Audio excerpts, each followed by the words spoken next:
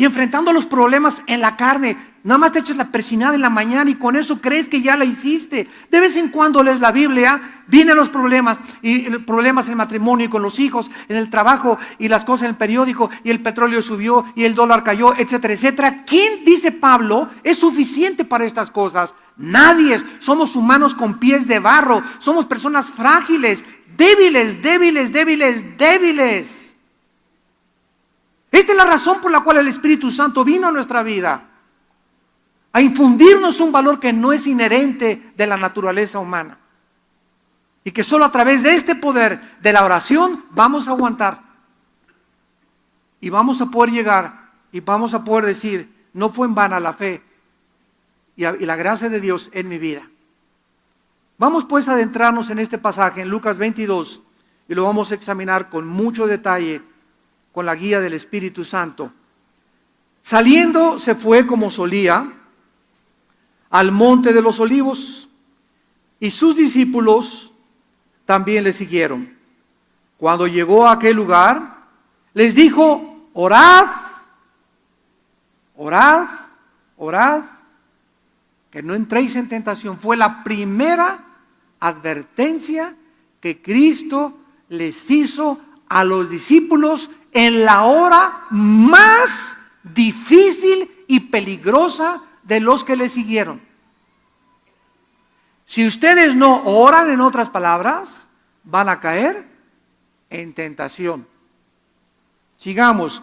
Entonces él se apartó de ellos a distancia como de un tiro de piedra, sea 3 o 4 metros, y puesto de rodillas, oró, diciendo: Padre, si quieres, pasa de mí esta copa, pero no se haga mi voluntad sino la tuya. Y esto es increíble. Se le apareció un ángel del cielo para fortalecerle. Qué increíble agonía estaba Cristo atravesando, que tuvo que bajar un ángel del cielo a él, al Hijo de Dios. Yo, estudiando este pasaje desde hace algunos meses atrás, he pensado y he orado y he tratado de entender qué agonía tan increíble atravesó Cristo, que tuvo un ángel que bajar y abrazarlo e infundirle fuerza y infundirle ánimo para que él pudiera atravesar esa prueba final como el Hijo del Hombre, porque era todo en su humanidad lo que Cristo estaba sufriendo. Y estando en agonía, versículo 44, oraba más intensamente. O sea, comenzó abajo a orar, subió y más presión, y mientras más presión oraba Jesús, dice la Biblia, más intensamente oraba. Y era su sudor. Llegó esto al grado que grandes gotas de sangre salieron a la tierra. Cuando se levantó de la oración y vino a sus discípulos, los halló durmiendo a causa de la tristeza, y les dijo: ¿por qué dormís? Levantaos y orad para que no entréis en tentación. Este pasaje nos introduce a la más grande agonía que Cristo sufrió en el huerto de Getsemaní antes de enfrentar a la cruz. Es interesante que la palabra Getsemaní significa en el griego aceite prensado.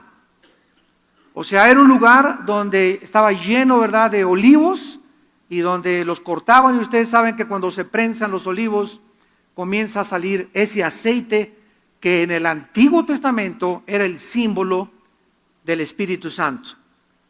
Jesús entonces, en Marcos capítulo 14, versículo 32 y 33, Marcos 14, 32 y 33, vinieron a un lugar que se llama Getsemaní, y dijo a los discípulos: vean ustedes quiénes fueron los que le acompañaron a Getsemaní.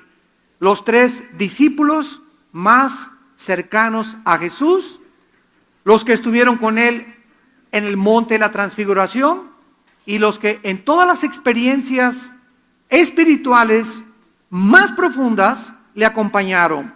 Les dijo: siéntense aquí entre tanto que yo oro. versículo 33, y tomó consigo a Pedro, a Jacobo y a Juan, y comenzó a entristecerse y a angustiarse, y les dijo: mi alma está muy triste hasta la muerte, quédense aquí y velen.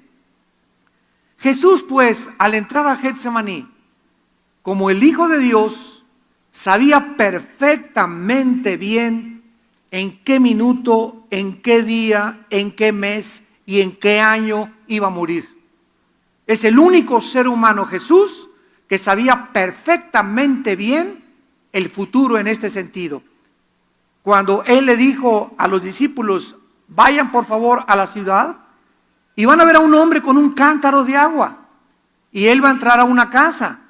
Entren a esa casa y díganle: dice el Señor que le prepares en el piso de arriba un aposento para la última cena. Jesús sabía que en tal hora una persona con un cántaro de agua iba a estar en ese lugar, y sin que conociera la persona a Cristo dentro de la casa, Jesús sabía que no iba a remilgar y que iba a prestar su casa para que Él tuviera la última cena. Todo lo que Jesús tuvo era prestado. Nunca fue dueño de nada. Se acostaba en el campo. La única túnica que era propiedad de Jesús era la que le arrebataron los soldados y la repartieron en 4 partes, echando suertes por ella. Pero Jesús estaba al control absolutamente de todo. Sabía qué iba a pasar en este momento, qué iba a pasar después. Como le dijo a Natanael: Natanael, te conozco y que eres un verdadero hombre de Dios. Y sabía, veía a la gente de Jesucristo y sabía el corazón de esa persona, sabía perfectamente bien el destino de esa persona. Y cuando escogió a los discípulos, Él sabía quién era Pedro, quién era Mateo, quién era Lucas, etcétera, etcétera. Y también sabía, cuando tuvo a Judas Iscariote enfrente de Él, sabía que ese hombre era el diablo en persona. Jesús sabía absolutamente todo. Entonces Jesucristo toma a estos 3 discípulos a que oren con Él y a que velen y le acompañen por la pesadísima carga que tenía en su alma, porque sabía lo que le esperaba horas después, a pesar de que también sabía que iba a ser resucitado a los 3 días. Esta era también la prueba más grande, repito, que los discípulos enfrentaron, y ellos no lo sabían. ¿Sabes tú acaso la prueba que vas a pasar hoy en la tarde? ¿Sabes las pruebas que te esperan el día de mañana? ¿Sabes la prueba que vas a pasar con tus hijos dentro de 2 o 3 meses? ¿Sabemos lo que vamos a pasar en México dentro de 6 meses? ¿Sabemos qué va a pasar con tu matrimonio en los próximos 8 meses? Ninguno de nosotros somos dioses.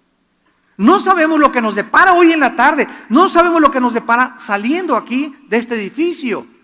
Por lo tanto, es importante que sepamos que como no sabemos lo que nos está esperando, necesitamos estar preparados con toda la armadura de Dios, llenos en la mañana, fortaleciéndonos en oración, para que cuando venga esa prueba con tu hijo, esa prueba con tu esposo, esa prueba con tu esposa, en tu trabajo, el despido de tu trabajo, la falta de empleo, etcétera, etcétera, no importa la prueba que pasemos, estemos preparados y no desmayemos y no caigamos al suelo y no nos amarguemos y no le echemos la culpa al pastor, a la esposa, al hijo, al gobierno, etcétera, etcétera.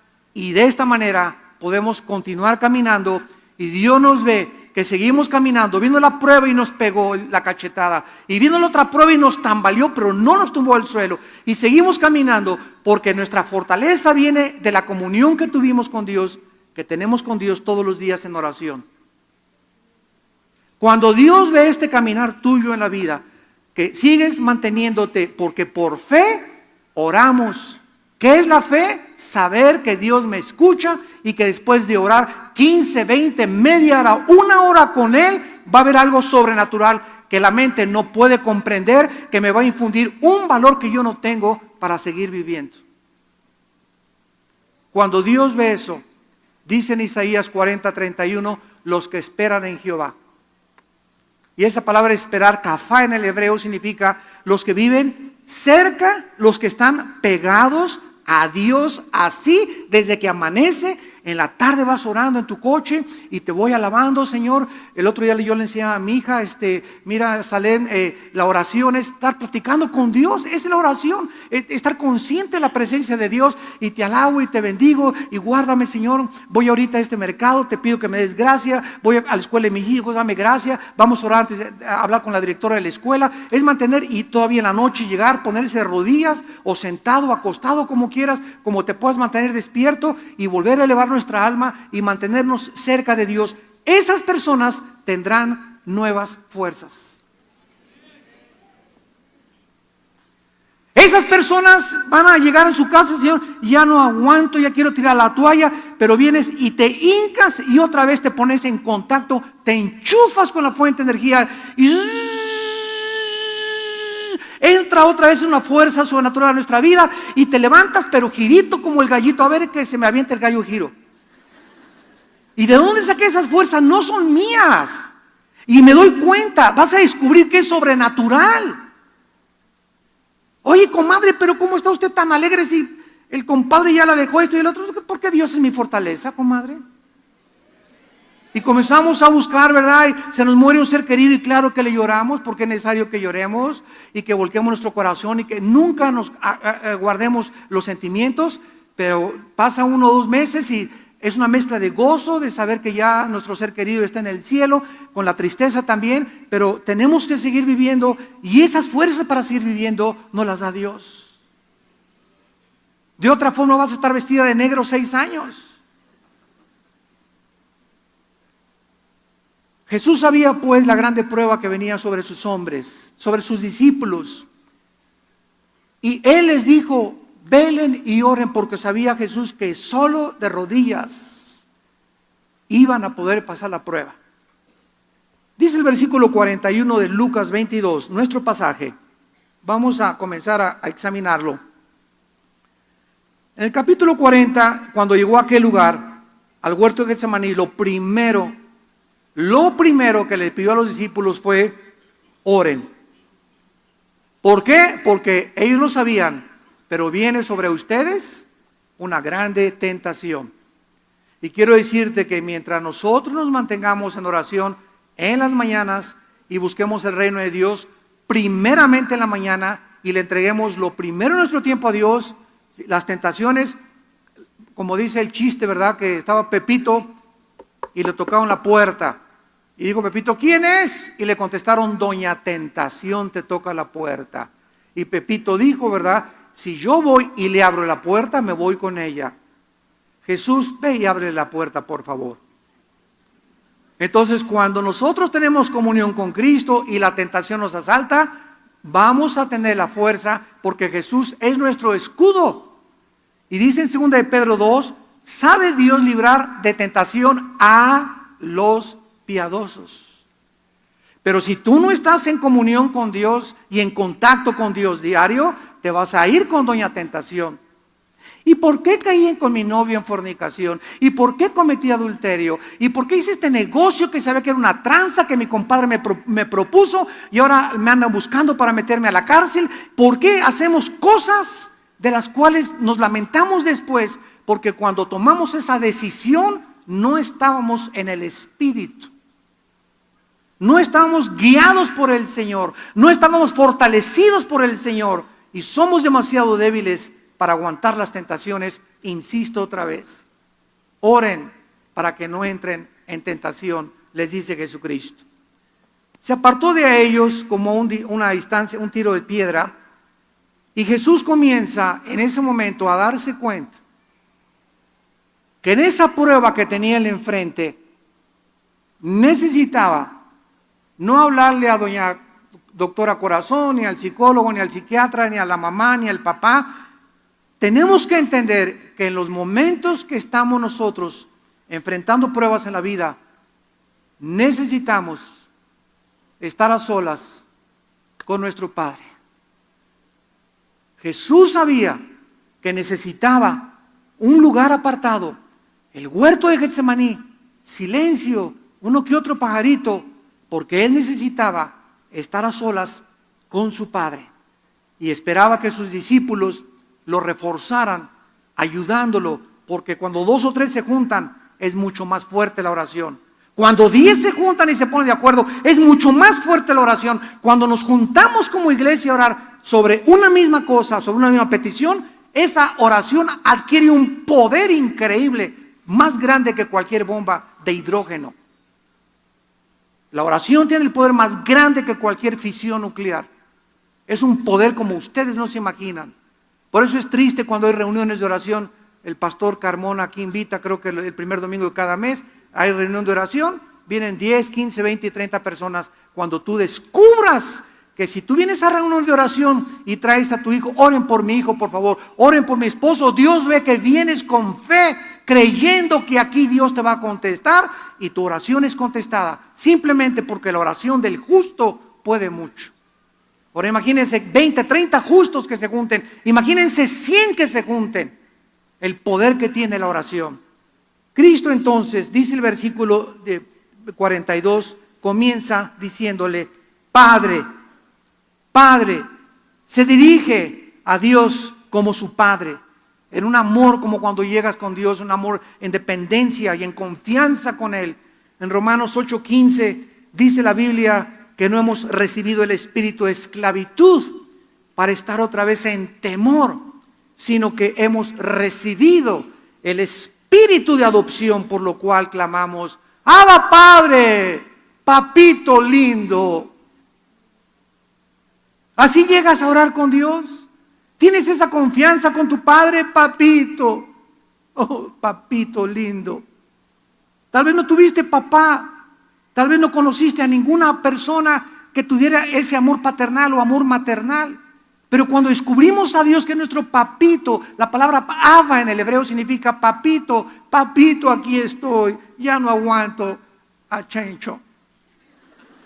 Oh Señor, ya no sé qué hacer con mi hija, papito, ya no sé qué hacer con mi esposo, ya no sé qué hacer con mis papás, ya no sé qué hacer con lo del trabajo, papi, acá me acaban de despedir, papito, vengo a ti. Tú tienes confianza, Señor, tengo confianza, tú eres mi esperanza, mi escudo. Tú sabes y estás consciente que me acaban de correr, viste que me acaban de correr hace 4 horas de trabajo. Y no tengo trabajo, pero yo confío en ti, papito. Oh Dios, dame tu paz. Solo quiero tu paz para poder atravesar mientras viene tu trabajo, saber que estás conmigo. Porque si sé que estás conmigo, todo lo podré que me fortalecerás. Y eso es lo que necesitamos para enfrentar las pruebas, a papito. Porque Jesús es nuestro ejemplo. Jesús dice en Hebreos 2 que es nuestro hermano mayor.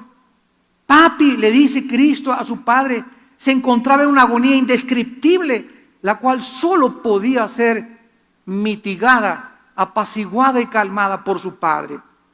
¿Qué dice 1 Pedro 5:7? Echando toda nuestra ansiedad sobre de Él, porque Él tiene cuidado de nosotros. Yo les contaba el otro día que acaban de descubrir en la clínica Mayo en Rochester, el hospital Hopkins en Estados Unidos, los mejores hospitales de Europa, acaban de llegar a un acuerdo todos los científicos del mundo, y para que lleguen a acuerdos como el que llegaron son muy pocos realmente, porque hay mucha diversidad en la psiquiatría, en la psicología, en la genética, etcétera, etcétera, pero llegaron a un acuerdo todos los científicos del mundo en decir que la causa que produce el 90% de las enfermedades físicas, mentales y espirituales, el origen del 90% de las enfermedades se encuentra en el estrés. En el estrés, el famoso estrés. ¿Qué es el estrés? Es un estado de ansiedad. No te aguanto ni contigo mismo. Es un estado de envidia, es un estado de odio, es un estado de rencor, es un estado que ay, se me apareció Juanita y esa reacción que tienes dentro de ti te estresa. Ese estrés, esa fuerza negativa es la que produce el 90% de tus problemas físicos, mentales y espirituales. Qué increíble que en la Biblia hace 2000 años, cuando hace 5 años, 10 años lo acaban de descubrir, Jesús dice, les ordeno. Filipenses 4:6, que por nada estén afanados. Es una orden del cielo. Por nada estés estresado. Por nada permitas que alguien te robe tu paz. Mi paz les dejo. Manténganse en estado de tranquilidad interior, de serenidad. Yo estoy cuidando de tu vida, de tus hijos, de tu empleo, de tu buey, de tu asno, de tu trabajo, de la escuela, etcétera, etcétera. Yo estoy al control de todas las cosas. Tú mantente en paz, porque si pierdes esta paz y comienzas con la ansiedad, y esto y el otro, y mi problema, y en la noche, y vas y fumas, y prendes el cigarro, y como león enjaulado comienzas ahí en tu cuarto a caminar, ¿sabes una cosa? Que no vas a hacer regresar a tu hijo, no vas a arreglar tu problema, no vas a encontrar trabajo de todas maneras así, y además de eso te vas a acabar enfermando. Qué increíble, ¿verdad? Qué razonamiento más absurdo creer que mi estado de preocupación va a arreglar las cosas. Mi estado de preocupación no va a arreglar nada porque no soy Dios. Yo no puedo cambiar la vida de mis hijos, no puedo cambiar la vida de mi esposo, no puedo cambiar la vida de mi esposa. Yo no puedo hacer que me den un trabajo a fuerzas. Estoy completamente dependiendo en mi Padre Celestial, en el soberano creador, en el Shaddai del universo. Y cuando esa confianza es depositado y hecho mi ansiedad, Padre, aquí está mi problema. Yo quiero tener tu paz, no tengo trabajo, no tengo aquello. La paz de Dios que sobrepasa todo entendimiento baja del cielo y guardará mis pensamientos y mi corazón en Cristo Jesús. Y es una paz sobrenatural que sobrepasa la comprensión humana. Y te vas a encontrar, caray, no tengo trabajo, me dejó mi esposa, me pasó esto, pero yo estoy tranquilo. No necesito un tequilazo, no necesito un whiskazo, no necesito un bachichazo, no necesito un pericazo. No necesito drogas, no necesito ir con mi compadre o irme con una mujer para llorarle y esta sí me va a querer, ¿verdad? O todos son iguales, etcétera, etcétera. No, estoy con un poder que puedo vencer cualquier cosa, y es cuando sabemos que esta fe es la que vence al mundo. 1 Juan 5, 4 y 5. ¿Qué es lo que vence al mundo? Nuestra fe. ¿Qué quiero decirles? La confianza de que Dios nos ve y nos ha oído. Esa es la fe. Porque es necesario que el que se acerca a Dios en oración crea que le hay. Y a caí de rodillas, creo que Dios, en Padre, que Él me va a cuidar. Y cuando Dios ve esa actitud mía de echar mi ansiedad sobre Él, Él tiene cuidado de mí. Y la respuesta de Dios es con su paz, que nos debe de guardar hasta el final del mundo. Cristo nos pone el ejemplo y nos pregunta, ¿tú también estás acostumbrado ya a echar tus cargas sobre Dios? Ahora Cristo, después de acercarse a su Padre, le hace una petición a su Padre en sumisión absoluta a su voluntad y soberanía. Versículo 42, Lucas 22. Padre, si quieres que regrese mi hijo, si quieres, me vuelvo a casar. Si quieres, que regrese Chencha. Si quieres, me darás trabajo una semana. Padre nuestro que estás en los cielos, hágase tu voluntad. Así comienza el Padre nuestro. Hágase tu voluntad. Si quieres, me puedes sanar. Si quieres, si es tu voluntad, Señor, hágase tu voluntad. Y si no quieres, yo sé por fe que tienes algo mejor para mi vida. Porque Dios es bueno. Esa es la fe, creer que Él tiene, el que no escatimó a su Hijo, dice Romanos 8, ¿cómo no nos dará todas las cosas? ¿Cómo no nos dará todas las cosas cuando nos dio a su Hijo en la cruz? Te vas a Jorge, tienes algo mejor, tienes un panquecito mejor que el menso este. Te llevaste a Chencha, ¿verdad? Y me puso los cuernos con mi mejor amigo. ¿Sabes una cosa? Gracias, te alabo y te bendigo, Padre, porque ahora me doy cuenta que no era para mí. Si fuera para mí, como les dije anoche a los jóvenes, nadie me la quita. Si es para ti, nadie te lo quita. Pero como no era para ti, se fue con el primer pelangoche roto quinto patiero. Ese trabajo no era para ti. Si hubiera sido para ti, se hubiera quedado. Ahora, si tú robaste o transaste, es otra cosa, ¿verdad? Pero si tú fuiste justo en tu trabajo y honrado en tu trabajo, y hay una injusticia y te corren por político, lo que sea, es de Dios. Y va a Dios a esperarte en la semana que te va a dar el otro trabajo, o en los 15 días, ¿qué vas a hacer? Y los ángeles van a estar todos, dice la Biblia que somos espectáculo al mundo y a los ángeles. 2 Corintios capítulo 4. Somos espectáculo al mundo invisible. Va a ver qué hace Carlos ahora sin el trabajo. Y los ángeles, no, va a venir el diablo. O al ratito va a regresar al alcohol. No se va a ir con otra mujer. No, pero ahí va Carlos, mira, ahí va. Y sigue, y orando, y no tiene trabajo, y sigue. Y cuando Dios ve que nosotros reaccionamos con paz, con tranquilidad, con confianza en Él, no nos la acabamos lo que tiene para nosotros. No nos la acabamos.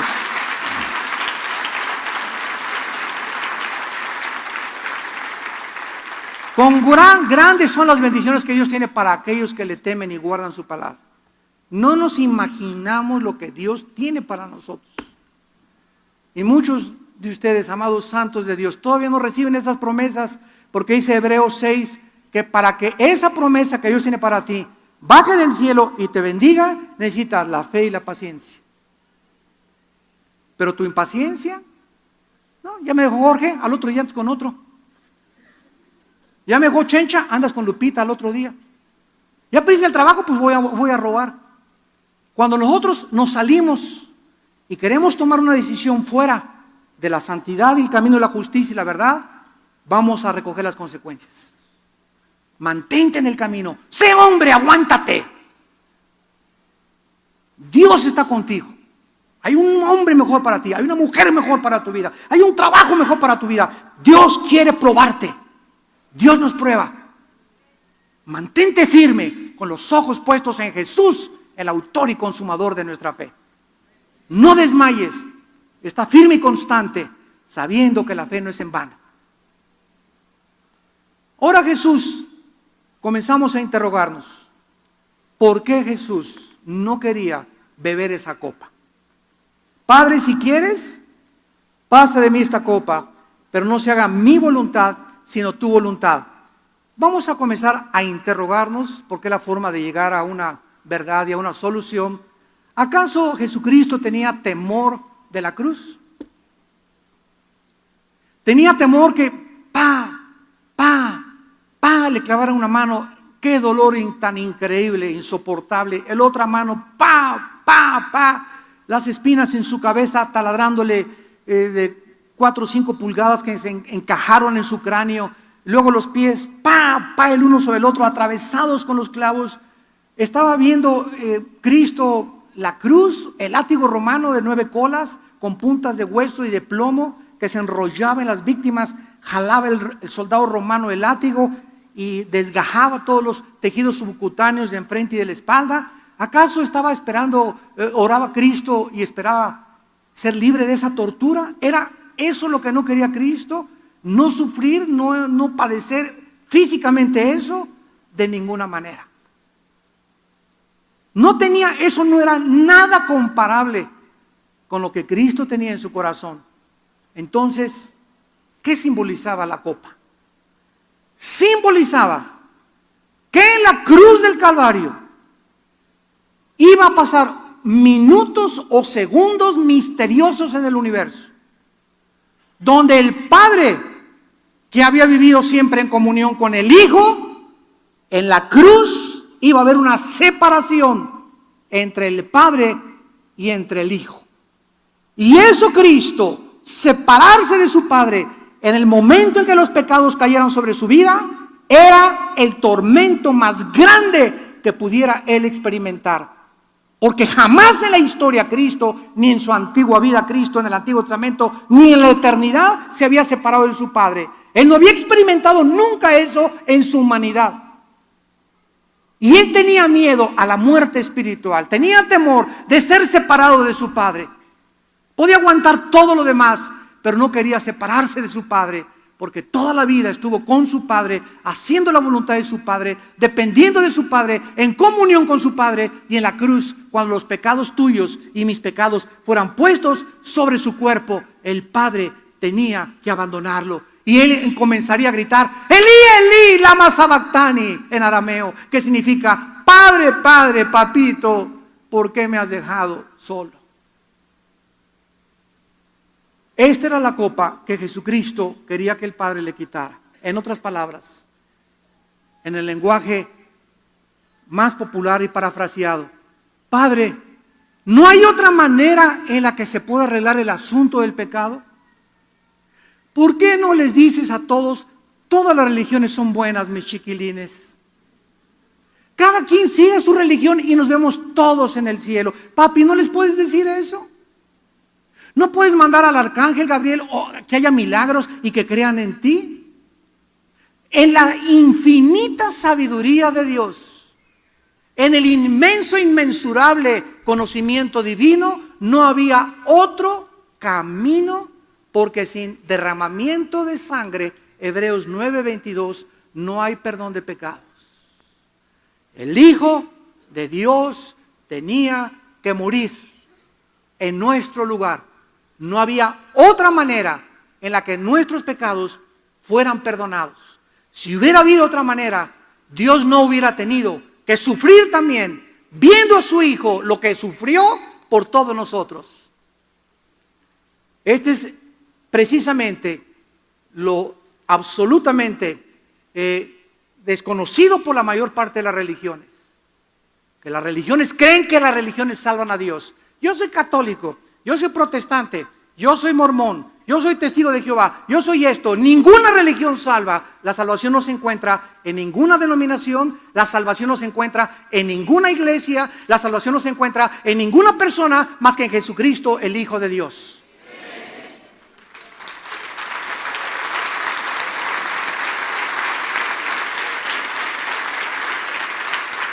Porque no hay otro nombre, Hechos 4:12, no hay otro nombre, ni en el cielo ni en la tierra, ni Abraham, ni Isaac, ni Jacob, ni el Papa, ni el arzobispo, ni San Anselmo, ni Sor Juan Inés de la Cruz, no hay ningún otro nombre, dice la Biblia, en que el hombre pueda ser salvo más que en el nombre de Jesús. La gente no conoce la Biblia y por eso, ¿verdad?, va con un santito, va con su religión, siguen los preceptos, porque este mensaje que nos fue encargado a nosotros los cristianos de divulgar y predicar en el mundo, tú no lo estás haciendo en tu familia. Tú no lo estás haciendo con tu mejor amiga. Tú no lo estás haciendo con tu mejor amigo y te llamas cristiano. ¿Te llamas cristiana? ¿Estás seguro que si te mueres hoy en la noche te vas al cielo? Y cuando llegues ahí, Señor, mi papá fue pastor, mi hermana fue monjita, mi tío fue el arzobispo de Tlanepantla. Cuando era chica me bautizaron y lo primero que te va a preguntar, Dios te va a decir, ¿le hablaste a alguien de mí? ¿Le hablaste a alguien de mí y le dijiste y le explicaste el plan de salvación? Porque el Espíritu Santo vendrá sobre vosotros y me serán testigos. ¿Sabes por qué nunca le has hablado a nadie de Jesucristo? Ni te interesa la salvación de tus amigos ni de tus familiares, porque el Espíritu Santo no está sobre tu vida. A eso sí, pero hablas lenguas y te caes al suelo.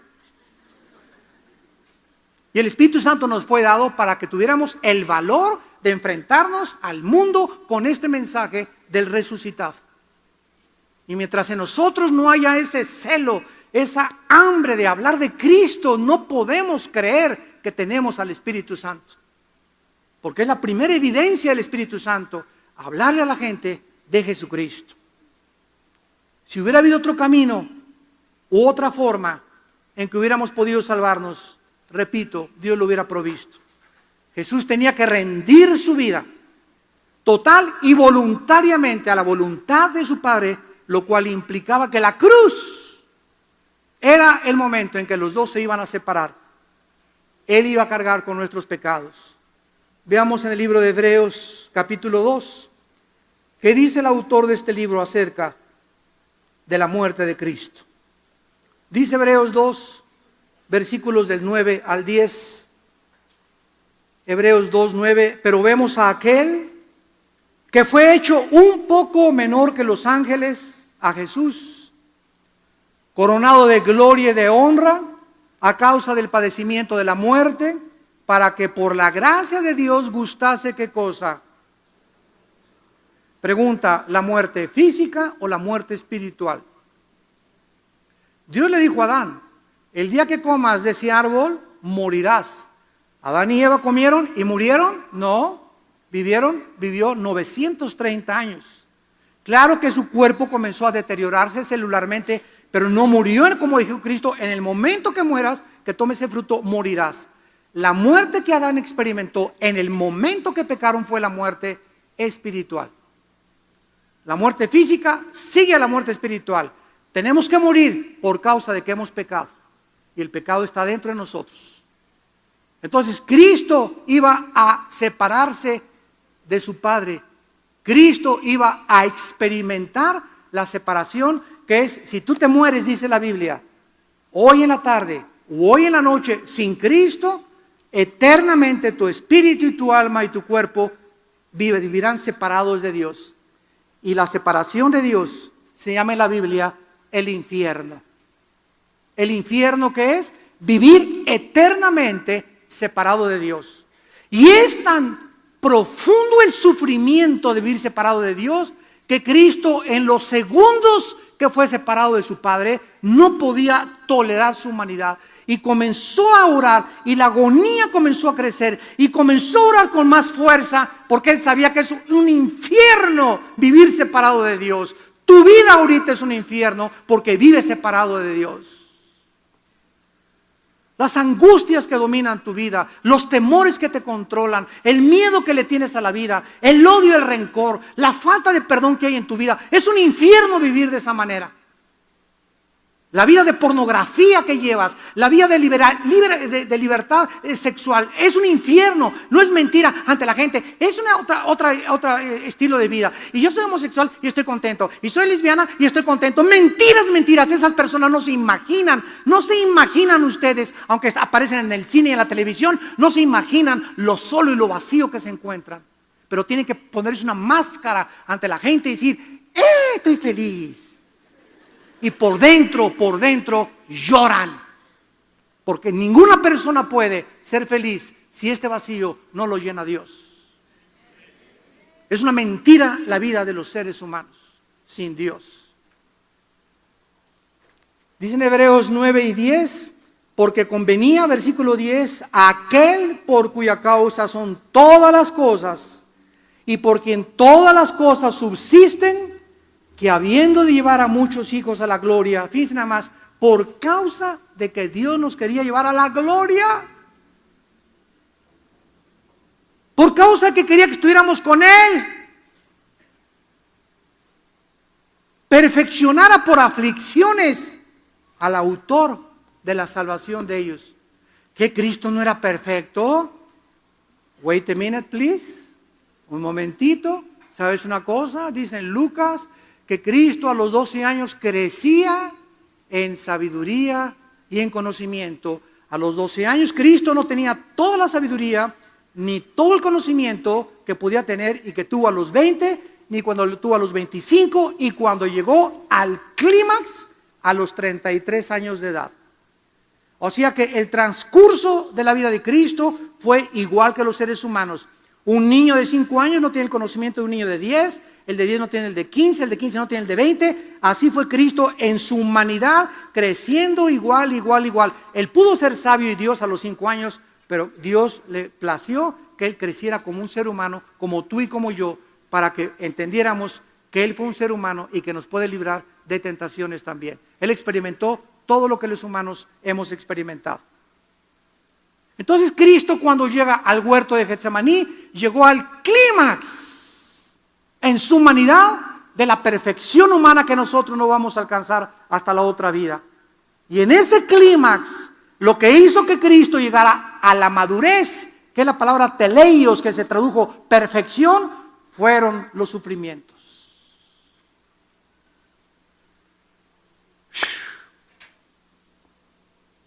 Los sufrimientos nos ayudan a madurar. Ningún ser humano puede madurar en la vida sin haber sufrido. Y esta es la razón por la cual muchos de niños nos vieron papá, mamá en el orfanatorio. Ahorita que estaba el pastor Carmona hablándoles del diezmo, estaban pasando aquí en la pantalla las fotos del orfanatorio, nada más que no hubo una relevancia entre lo que él decía y las fotos. Pero ese niño que lo vieron con la cabeza, que lo estamos ya ayudando en Jerusalén, en el orfanatorio que tenemos en Jerusalén, el muchacho de las barbas que vieron ahí, y Sarita son los niños, son los 4 hijos de él, es el orfanatorio que tenemos en Israel. Lo vamos a arreglar este video para que ustedes se den cuenta. Ese niño nació con la cabeza así grandota, se le está reduciendo. Otros niños nacen con un corazón artificial, otros nacen con el síndrome de Down. Ahí en Colombia se acercó una señora y me dice: ay, hermano, fíjese que me dijeron algunos cristianos que estamos bajo maldición. ¿Por qué, hermana? Porque me dijeron, ¿verdad?, que cuando iban a ser mi hijo iban a ser con síndrome de Down o mongoloide. Y le dije: ¿sabe una cosa? La Biblia dice que todas las cosas ayudan para bien. Vaya y dígale a su esposa, córrale, el Señor nos ha bendecido con un niño con síndrome de Down. Pero nosotros le llamamos muchas veces maldiciones a los sufrimientos que Dios llama bendiciones. Un niño en Juan capítulo 9 nace ciego y crece ciego, y pasa Jesús un día y le preguntan a los discípulos: ¿por qué nació ciego? ¿Acaso sus padres eran pecadores? ¿Por qué nació con síndrome de Down? ¿Por qué nació así? Y Jesús dijo: ni sus padres ni por el pecado, sino para que mi Padre fuera glorificado. En el nombre de Jesucristo, ve. Y le dio la vista hasta los 25 o 30 años de edad que tenía ese muchacho. El cojo, en la entrada del templo, en el libro de los Hechos, llega Pedro y Juan y se le queda mirando, y el cojo los ve y sabe que son apóstoles de Cristo y que el poder está en ellos. Y Pedro, viendo que tenía fe, le dice: no tengo oro ni plata, en el nombre de Cristo párate y anda. Ese cojo, Cristo no lo sanó. ¿Cuántas veces fue Cristo al templo y no lo sanó? Ahí lo dejó cojo, porque el tiempo de Dios era con Pedro y con Juan. No entendemos los caminos de Dios porque sus pensamientos son diferentes a los nuestros. Pero si somos hijos de Dios, todas las cosas contribuyen a nuestro bien. Y si tú tienes un hijo mongoloide y síndrome de Down, es un angelito en tu casa. Porque ese tiene hasta visa ya para el cielo. Si ya no tiene, verdad, son sin pecado esos niños. Son bendiciones para los padres. Y tenemos que entender y ver la vida como la ve Dios. Dice la Biblia que entonces Cristo fue perfeccionado por las aflicciones. Y regresamos a Lucas 22.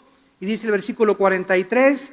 Y entonces se le apareció un ángel del cielo para fortalecerle.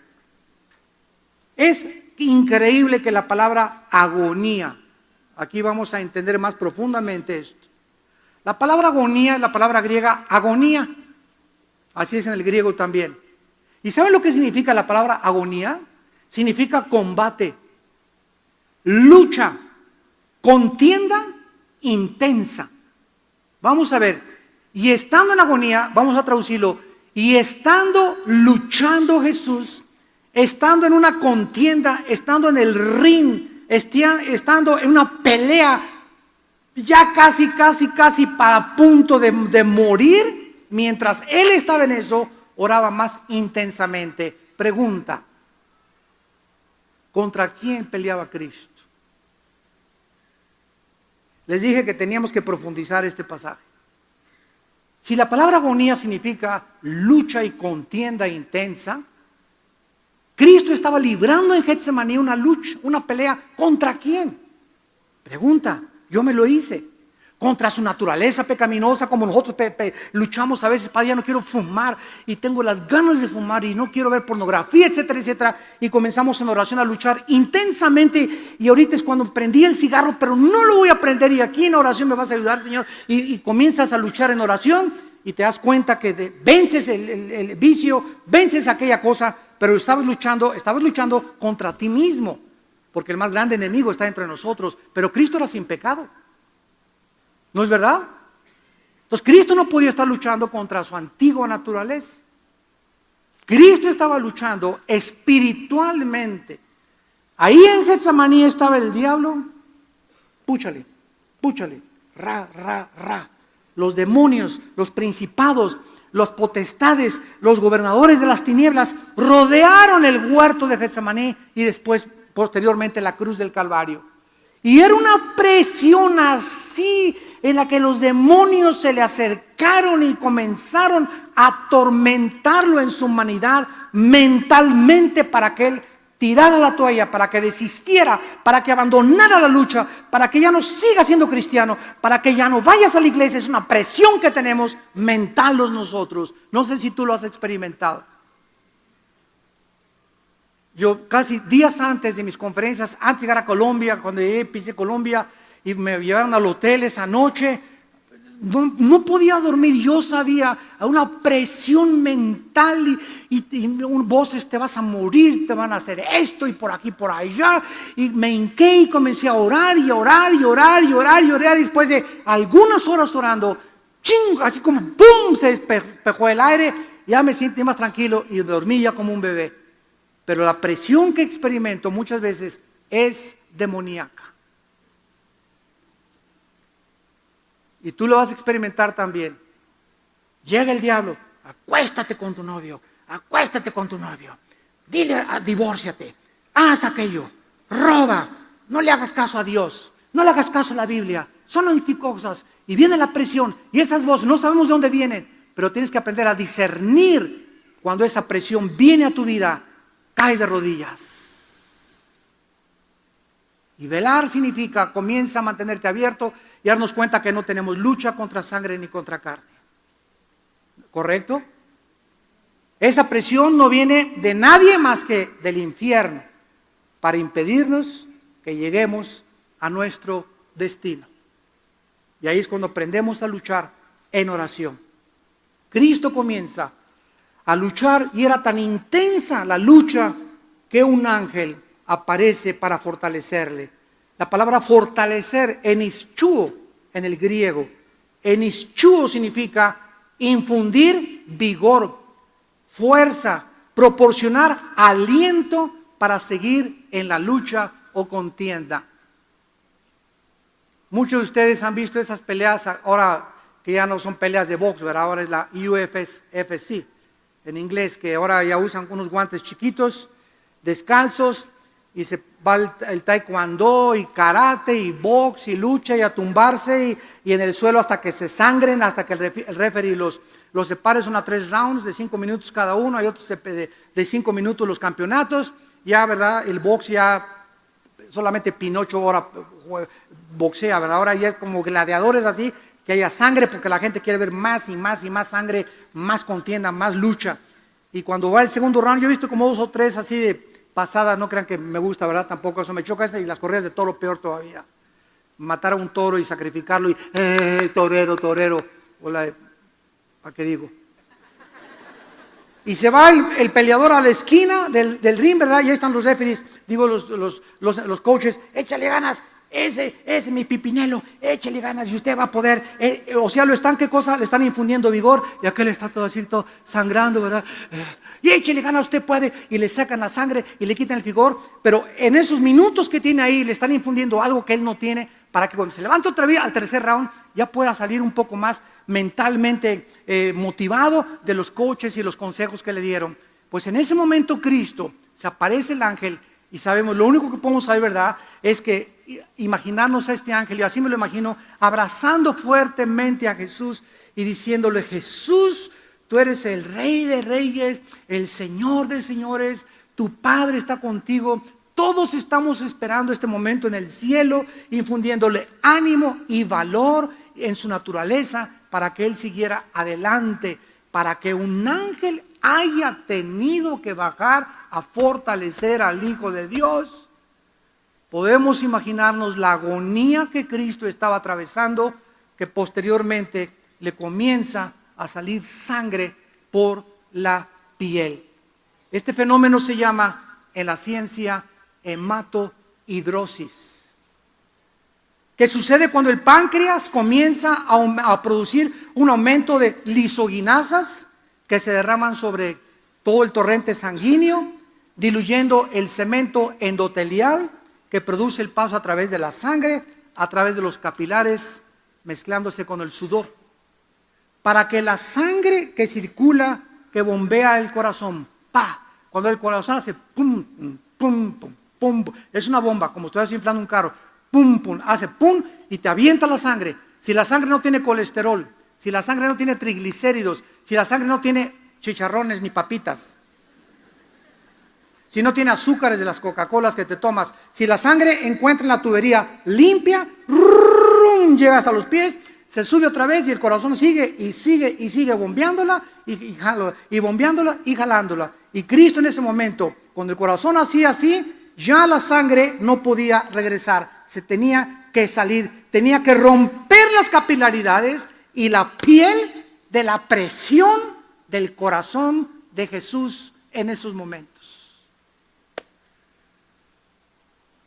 Dice en Hebreos capítulo 12, dándonos a nosotros el ejemplo de Jesús, versículo 3, considerad aquel que sufrió tal contradicción de pecadores contra sí mismo, para que vuestro ánimo no se canse hasta desmayar, porque aún, dice la Biblia, ninguno de nosotros hemos resistido hasta la sangre. ¿Cuándo fue la última vez que luchaste de veras de rodillas? No quiero, y no voy a regresar con Jorge, y no voy a regresar con Carmelita, y no voy a hacer esto, y no voy a robar, y Dios dame las fuerzas, y está fuerte la tentación, y está fuerte la tentación. ¿Cuántas veces has pasado, has luchado, has agonizado en oración, luchando contra el pecado? No levanten la mano, pero tenemos que entender que ahí está la victoria de rodillas. No hay otra forma, de rodillas. No hay otro camino más fácil. No hay que recibe la unción, recibe la unción, recibe la unción. Eso es verdad, es brincarte el camino largo a la santidad. Es unción marucha. Instantáneamente ya quiero tener el poder, instantáneamente quiero recibir esto, instantáneamente. Así es como ha apostatado y se ha diluido totalmente el mensaje de la iglesia. Ya nadie quiere vivir de rodillas, nadie quiere luchar en oración, nadie quiere agonizar en oración. Quieren, dame una palabra profética, dame esto, dame aquello, algo rápido, que no tenga yo que luchar en oración ni hacer ningún sacrificio. Esta es la cristiandad liviana que estamos viviendo, hechos de mermelada McCormick. Hemos abandonado totalmente el camino de Dios, el camino que nos dejó Jesucristo.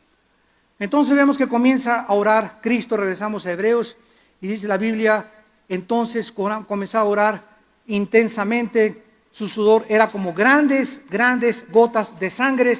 Y aquí podemos ver claramente algunas palabras que nos pueden describir con profundidad lo que estaba atravesando Jesucristo, física, mental y espiritualmente.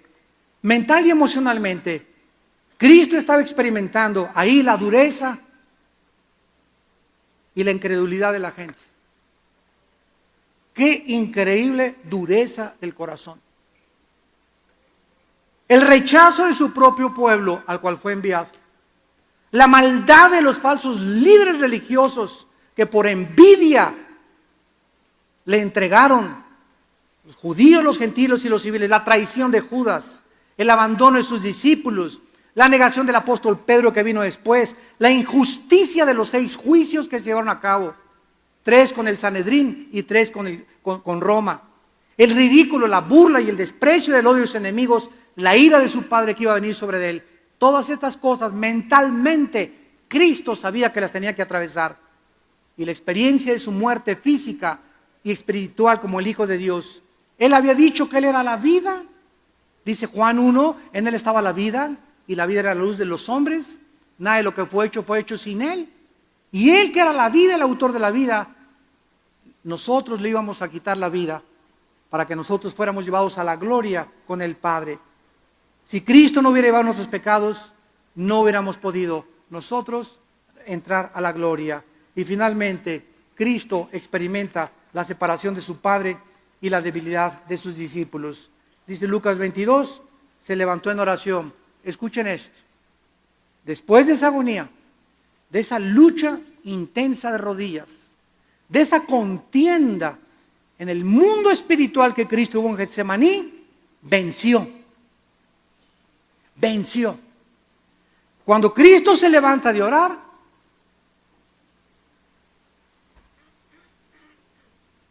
después de la agonía que tuvo, venció.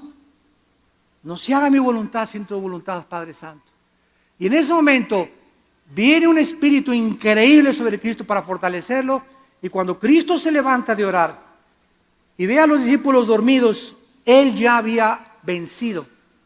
Ya estaba listo para encaminarse hacia el camino a la cruz del Calvario. Ya estaba seguro totalmente de sí mismo. Ya sabía perfectamente bien lo que había que hacer. Ya había aceptado en su humanidad la voluntad del Padre. Cristo ya estaba listo para enfrentar a Pilato, la burla, el desprecio, la traición, sin guardar rencor a nadie. Para que culminara en la cruz, entre los brazos, entre el cielo y la tierra, y gritara: Padre, perdónalos. Después de todo lo que me han hecho, después de todos los que sané. ¿Dónde están los que sané? ¿Dónde están los demonios que les saqué? ¿Dónde están los que fueron alimentados con los panes y con los peces? ¿Dónde están todas las personas que abracé y que lloré con ellas? ¿Dónde están mis amigos? No hay nadie. Su madre, con María Magdalena y el apóstol Juan. Perdónalos, Señor, porque no saben lo que hacen. Hasta el último momento Jesucristo mantuvo su integridad, mantuvo su serenidad, mantuvo su espiritualidad, mantuvo su comunión con su Padre. Y en ese momento, madre, ahí está tu hijo. Ya no le dijo, perdón, ya no le dijo madre, le dijo mujer.